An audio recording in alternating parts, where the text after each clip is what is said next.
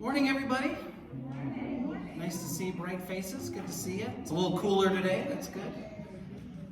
Thank you, everybody who participated last week in our, what do we call it? We called it a retreat. But we had worship together and a lot of fellowship time and some sharing with Salem. So thanks for hosting them so well. Allison, good job putting that all together.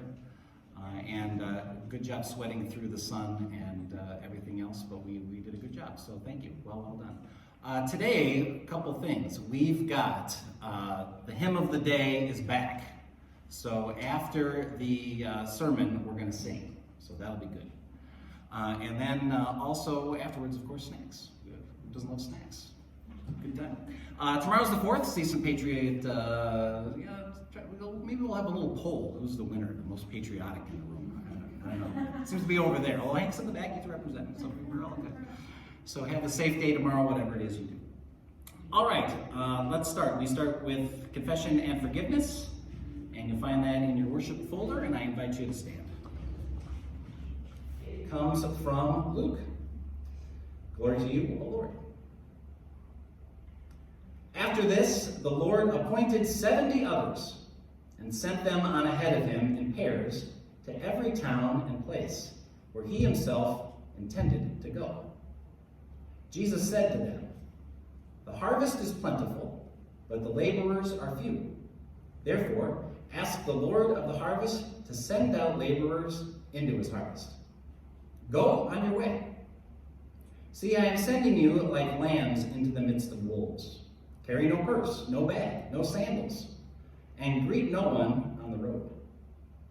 Whenever you enter a house, first say, 'Peace to this house.'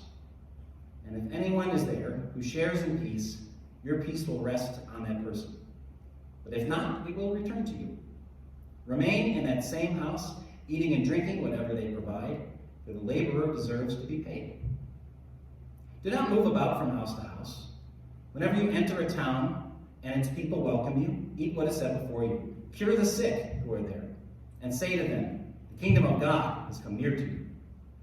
But whenever you enter a town and they do not welcome you, go into the street and say, 'Even the dust of your town that clings to your feet, we wipe off in protest against you.'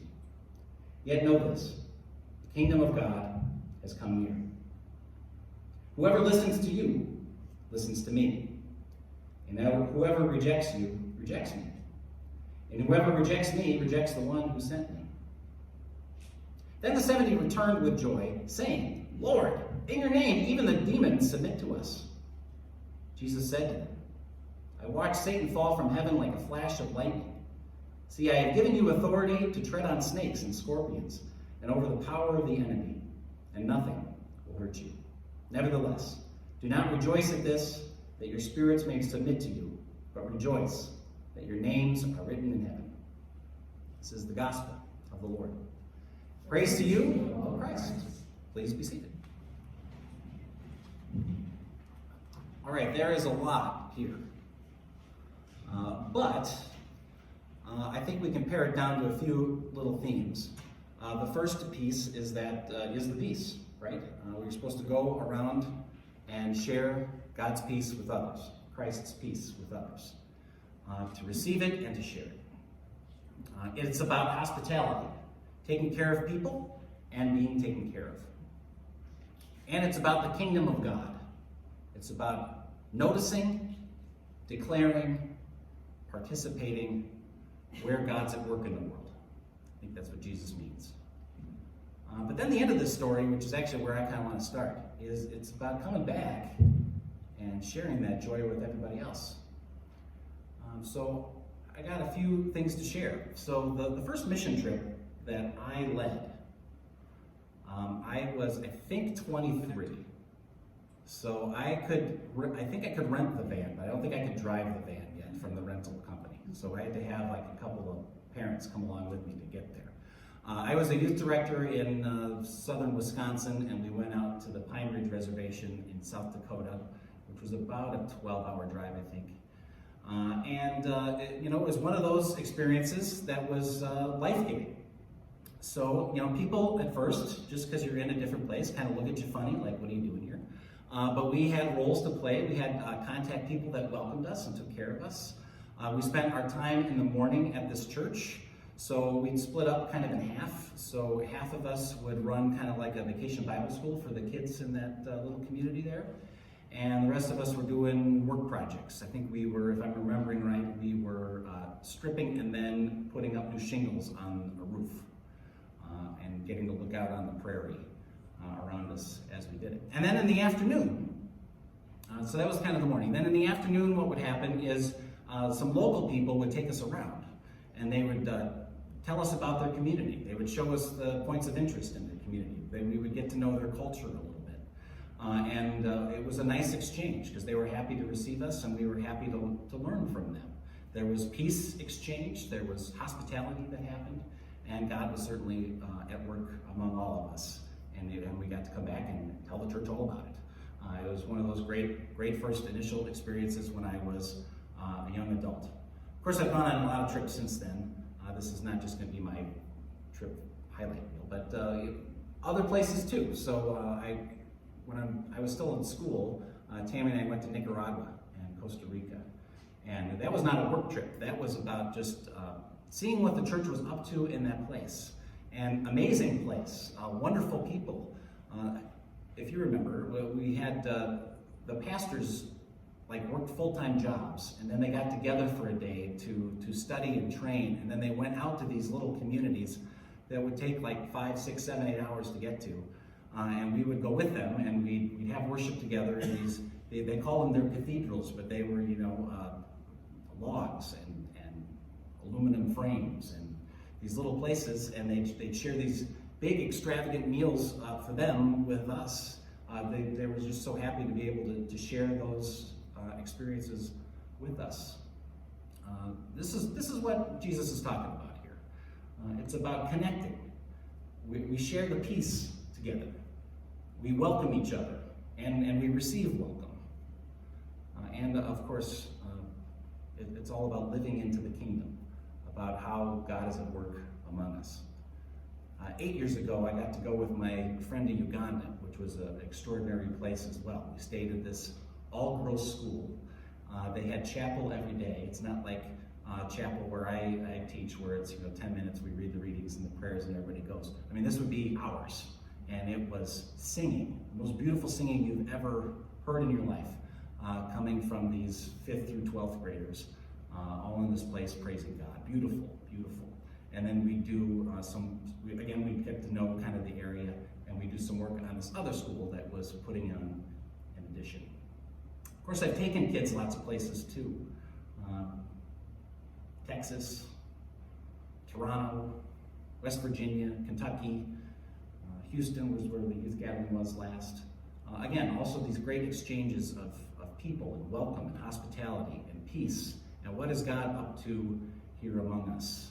And bringing that back to the wider community so we could be strengthened by these experiences.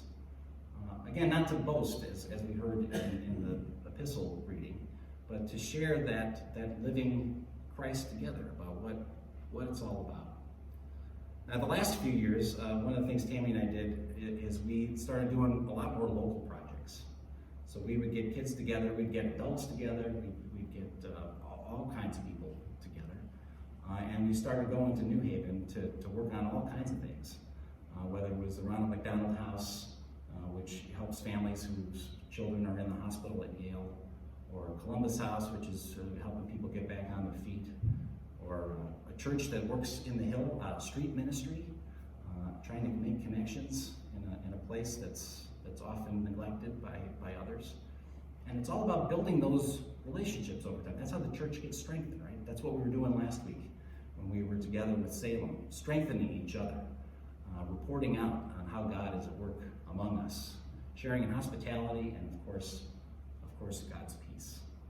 I brought some of those ideas and concepts to school this past year. In March, I had 12 guys, and we did some of these similar projects, and a couple of new ones too, including Homes for the Brave, which is based out of Bridgeport, but they opened a place in New Haven as well, which is some vets who have some chemical dependency issues, helping them find housing in the community and job training, getting back on their feet And of course, there's a million examples, right? Jesus says the harvest is plentiful and the workers are few.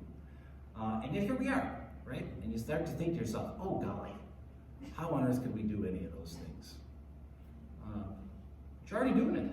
You're already doing it. That's the joy of what being church is all about, right? We've got this preschool here, which is a mission, right? It's helping to welcome those kids and help raise them up. There's a little free pantry outside. We're working together with Salem now, maybe a little bit more. We'll see where that leads. What was the organization we raised money for during Lent? What was that? That was something at Bridgeport, right? What was that? Yeah, rescue mission. Another connection, right? We've got all these places and all these other networks of things already going on, and you've got your lives, right? We all also participate in things just because that's who we are. Sometimes we think, oh man, the big church up the hill, they've got all this stuff going. But what does Jesus ask of us? What are we supposed to bring to this? Us, right? We don't need a big backpack full of stuff. We don't need all these other people or to say, boy, if only we had this, we could do it. No, he says, look, you are already equipped for this. And I'll be with you. And go together, if you must. And come back and tell us all about it. Should we expect that sometimes it's not going to go well? Well, of course. Is everyone going to receive us so joyfully all the time? No.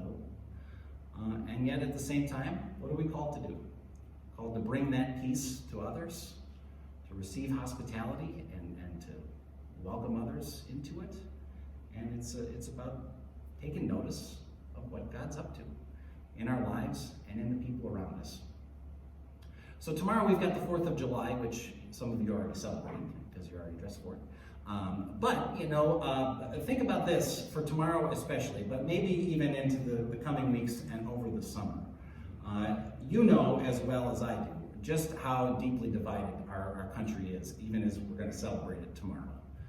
Both those things can be true, of course. But think of the conversations you're in, the relationships you have, the people you are going to encounter. And think about this. God places you there.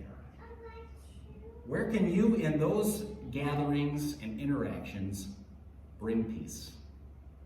How can you extend and welcome hospitality? How can you hear maybe another point of view? How can you take notice of what God is up to, even in the midst of so many of us, most of the time, scratching our heads and say, gee, I don't know where this is going. At the same time, we're not left on our own. We've got the Spirit with us, and we have each other. And then, we get to come back and tell each other all about it. So take heart and let that peace guide you, and let the kingdom of God be made known among us. Amen. All right, now we get to sing. All right. So it's 887, right? Is it? Do we want to sit or stand?